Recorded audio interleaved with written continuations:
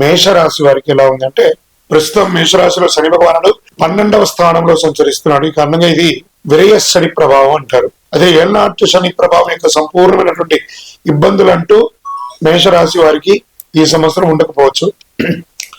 2027 June నుండి జన్మ శని ప్రారంభం అవుతుంది కాబట్టి అప్పటి నుంచి కాస్త ఇబ్బంది వచ్చే అవకాశాలు ఉన్నాయి.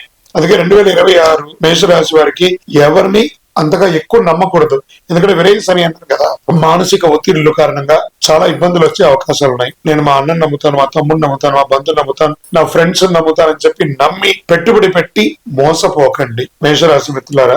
ఇతరులను పూర్తిగా నమ్మి పెట్టే ప్రయత్నంలో ప్రతి ఒక్కటి కూడా బెడిసి కొడుతుందని ఉందండి. 2026 జూన్ తర్వాత ఇప్పటి వరకు ఉన్న భయం, టెన్షన్స్ అవన్నీ తొలగిపోయి క్రమంగా తొలగిపోతుంది. మేషరాశి వారికి ఇది అద్భుతమైనటువంటి కాలం అని కూడా చెప్పొచ్చు. జూన్ తర్వాత మీకు ఇప్పుడు ప్రస్తుతం జరుగుతున్నటువంటి యొక్క ప్రభావం వల్ల అతి కోపం, మనసులో ఏ కల్మషం లేకపోయినా ఏదో రకమైనటువంటి ఒక ఆవేదన, ఒక భయం, ఒక కోపం